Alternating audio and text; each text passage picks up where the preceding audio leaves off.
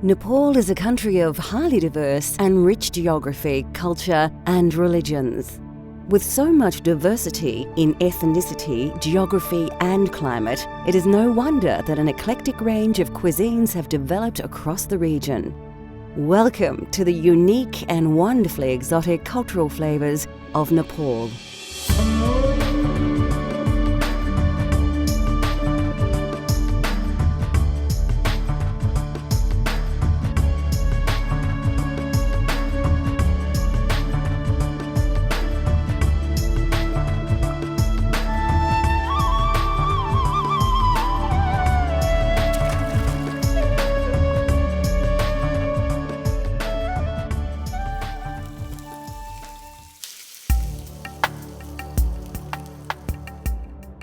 Nepal is bordered by China to the north and India to the south. The mountainous north has 8 of the world's 10 largest mountains, while the fertile and humid soil is heavily populated with peoples of various castes and ethnic backgrounds. Even the climate has as much as 5 seasons in any year. Something lot from China, there's Sichuan pepper and there's something like that, and something lot from India. We got garam masala, garlic, and something is flavored on Nepalese flavor. Mustard and fenugreek seed. Long time our generation, Nepalese generation, they long time use fresh garlic, fresh mustard oil. They Nepalese on spice on recipe, something like that. Yeah. And it is no surprise that Nepalese people have taken many influences from their larger neighbours. However, there are still many flavours that have always been unique to Nepal. Even fresh mustard also we grow on the farm. You don't have to buy much from market. And that's why it's all oil and spice, all flavor is very strong and tasty. Yeah, that's why I think Nepali food is very nice. Yeah.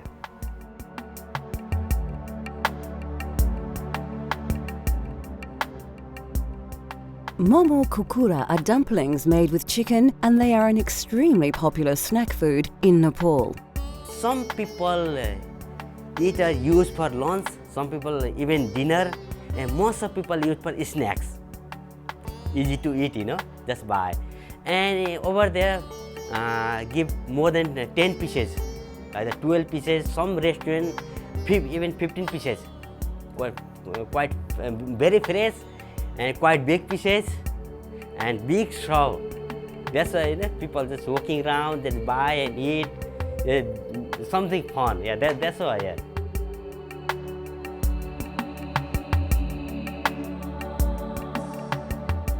There are 2 stages to this recipe.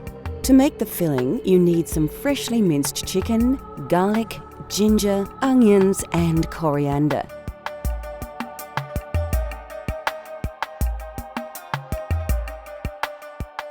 You'll also need a range of ground spices to give your momo their distinctive flavour.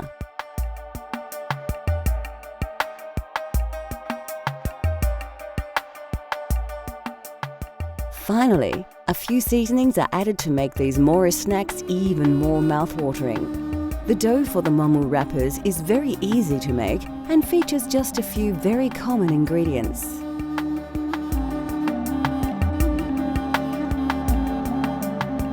First, we need to prepare the filling. Take a large mixing bowl and place about 200 grams of minced chicken into it. Put the bowl to one side and then peel and dice a large red onion. Put the onion into the bowl with the chicken. Next, take a bunch of fresh spring onions, remove their stalks, and then finely slice them like so. Again, add these to the mixing bowl along with the other ingredients. A teaspoon of fresh chopped coriander will add distinctive flavour to the mix. In order to bind the filling together, liberally pour about 3 tablespoons of cooking oil over the mixture. Season with a generous dash of salt and a teaspoon of soy sauce. Add 1 tablespoon of curry powder, half a teaspoon of turmeric, and a full teaspoon of ground cumin seeds. Other key ingredients of the filling include garlic and ginger pastes. You'll need about half a tablespoon of each. Now, mix the ingredients together well. Then cover and refrigerate while you make the dumpling wrappers. For this part of the recipe, you'll need about 200 grams of plain flour in another large mixing bowl. Slowly mix in a cup of water with your hands. Continue to knead the mixture until it begins to combine together to form a nice dough. You may need to do this for about 10 minutes before your dough is ready. Liberally sprinkle some flour onto your worktop and roll out the dough to a thickness of a few millimeters. Then, carefully pick up the dough and turn it over before rolling it again, this time until it's only 1 to 2 millimeters thick. Flour the top of the flattened dough and flip it over again. Now take an egg ring and cut out as many circles as you can. Remember to re-roll any excess dough and cut more circles. Now is the time to fill our beautiful momo dumplings. First, cover a plate with a little oil. This will prevent the dumplings from sticking. To fill, hold a wrapper in one hand and place a tablespoon of filling mixture onto it. With the other hand, bring all the edges to the center, making little pleats as you go. Pinch and twist the pleats to ensure the absolute closure of the stuffed dumpling. Place your dumplings onto the oil plate until you are ready to cook them. Fill a steamer with water and place it on your stove. Then oil the steamer rack well. This is important as it will prevent the dumplings from sticking. Place the dumplings into the steamer and allow a little space for them to expand during cooking. When your water is boiling, place the lid on the steamer rack and then place the dumplings over the boiling water for about 8 to 10 minutes. Serve your momos immediately on a plate with a generous serve of golbeda ko achar, which we will make shortly. They really are a mouth-watering and satisfying snack that's well worth the effort of making.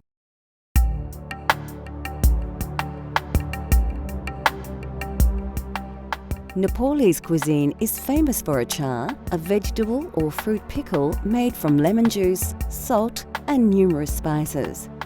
Homemade pickles became popular across Nepal in the days before refrigeration, as the fermentation process preserved food very well. There is thousands of variety of achar because different culture, different religion, different weather. And hillside, Himalayan side, they like to eat quite hot and flavored because they are very cold. And there's another side, not too cold, different religion, different people. And also, achar is one good for thing. In countryside, even countryside, don't have refrigerator, fridge. In city side, like 20 years, 50 years ago, they don't have fridge, anything. That's why they put some spice and then keep 2-3 days, doesn't go off. That's why they started from that achar is spicy. Now everyone used to eat, used to like. That's why more popular.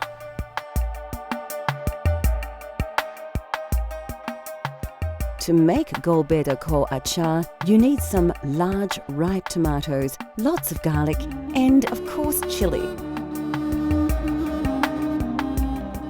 You'll also need the juice of a lemon and a bunch of coriander. Spices such as chili powder and Nepalese timur will add an authentic flavour to your achar.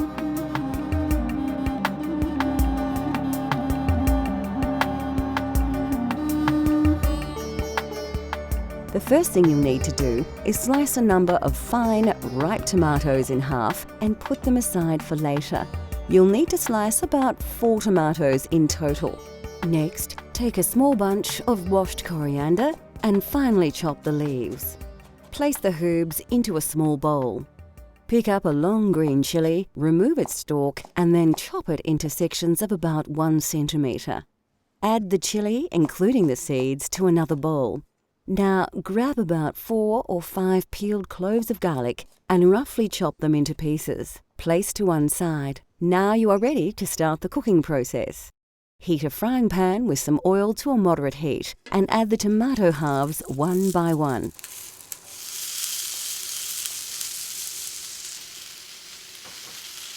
Allow them to cook a little before adding the chopped garlic. Next, add the green chili to the pan and mix the ingredients together. Add a teaspoon of salt and a tablespoon of Szechuan pepper, and then place the entire contents of the pan into a blender. Now add the chopped coriander and 2 tablespoons of lemon juice and blend until the ingredients reach a fine liquid consistency.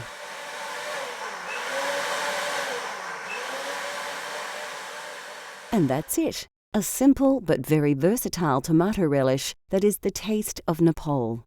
It is best stored in an airtight container and served with any number of dishes as a tasty condiment. Coming up on Cultural Flavours, we discover the dish of the Nepali nation.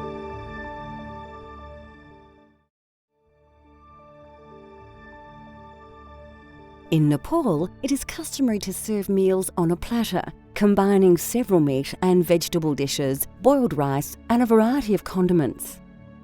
In countryside in Nepal, most people don't use spoon. They use by hand. They eat by hand. So that's why everything keep dal, bhat, tarkari, and rice in the middle. Also chutney. We call chutney, gulbida achar. Indian in Hindi call chutney. We call gulbida achar, and tomato pickle actually, and it's yogurt, something like that. And everything on the plate. Then that's why look nice. Don't need to different curry bowl. A wonderful and extremely popular example of this is dal bhat masu, which literally means dal, rice and meat with gravy. As in India, lentils are an important staple of Nepalese cuisine, and they are commonly used across every region of Nepal. By far, the most popular dish is dal, a spicy soup made from black urad dal, tomatoes, garlic and a variety of ground and dried spices. Bhat, or rice, usually plays a central role in these platters, and it will always be surrounded by a number of other dishes that are served in small separate bowls. Basmati rice is common to the region and noted for its delicate fragrance and flavour. Our dal bhat masu features kukura ko masu, a simple chicken curry prepared with tomato, garlic and ginger. A common alternative to masu is takari, a curry made simply with vegetables. An important ingredient in this, and nearly all Nepalese curries, is a dried herb called jimbu. Used extensively across Nepal for its unique taste, which is similar to onions or chives, it is also said to have exceptional medicinal properties. We'll show you how to prepare this delicious curry later in the show. Vegetable dishes are extremely popular and vary across the country.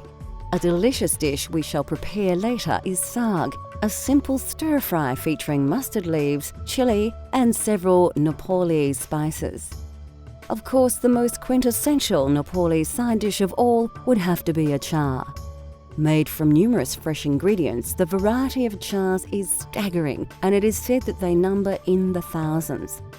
This is Golbeda ko achar, a spicy tomato relish that is added to platters and, of course, used as a dipping sauce for Nepalese dumplings. A small serving of plain yogurt puts the finishing touches to this traditional Nepalese meal. Dal bhat tarkari is that's one kind of fixed menu. We call dal bhat tarkari. In Indian call thali. Thali. That's fixed menu, fixed price. But some people eat less, some people eat more. Don't have to pay again, The fixed price can have more dal, more bhat, more tarkari. Yeah, even masu as well, dal bhat masu. Not limited thing.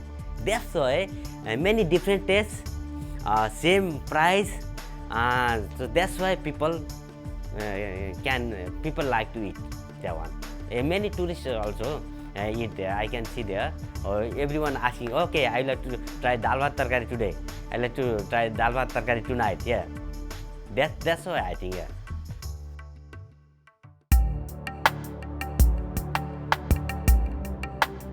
Kokuro Komasu is a simple, slightly salty and lightly spiced Nepali curry made with tender pieces of chicken. The subtle flavours of this dish are very reminiscent of the foothills of the Himalaya.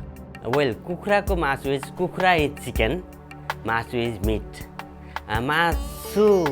Meat is masu is everything, beef, pork, chicken, beef, everything. But most of people don't eat beef. Nepali people don't eat meat. That's why different religion, also different flavor, different spices. That's why people make and people eat different. Even in Kathmandu, Nepali people, they make meat achar, meat pickle. Nepali people, everything, even they pray or something, they must have meat item. Many things, you know.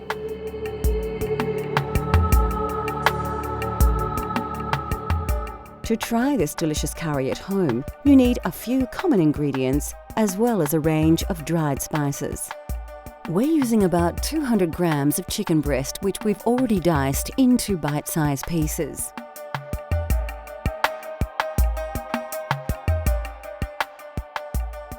All of these spices should be available from your local supermarket, including Szechuan pepper, which has a slightly lemony flavour and is native to China. Of course, we're using mustard oil to give a truly authentic Nepali taste.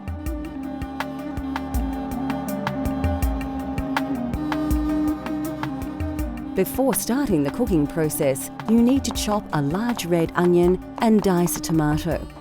Like most curries, the secret is to start with a great paste.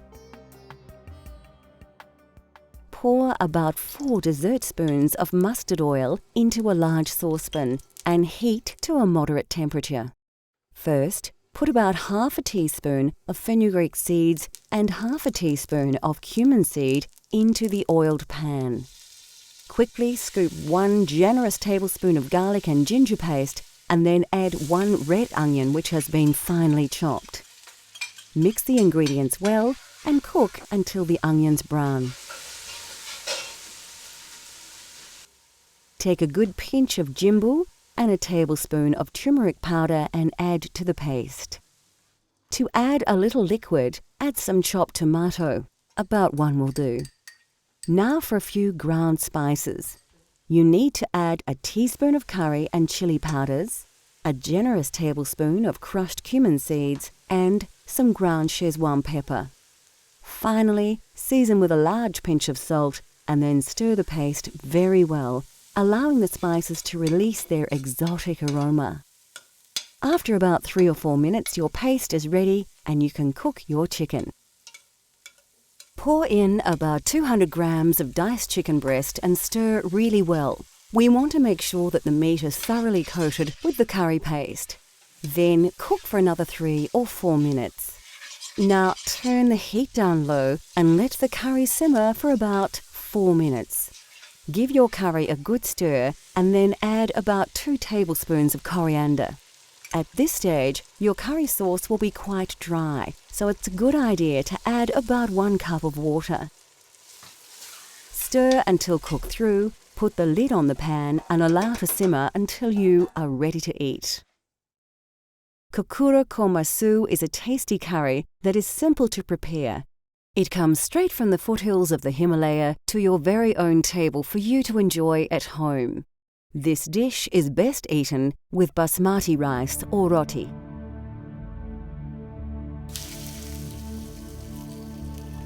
Next on Cultural Flavours, a tasty leafy dish that truly tastes of Nepal.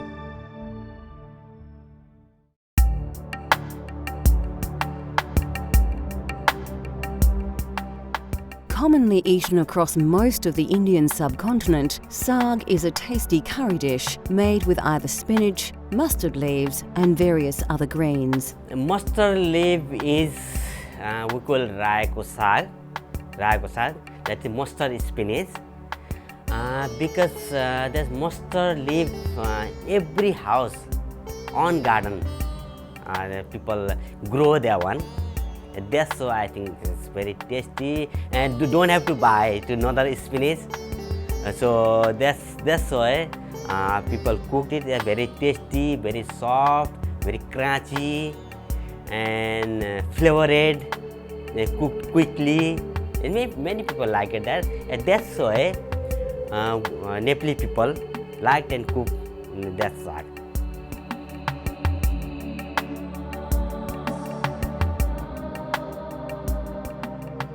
Today we will prepare an authentic Nepalese saag using fresh mustard leaves.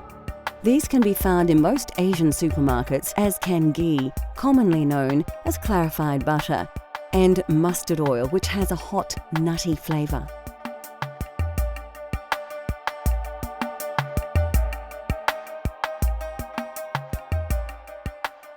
Alternatively, you could swap these ingredients for other more common ones such as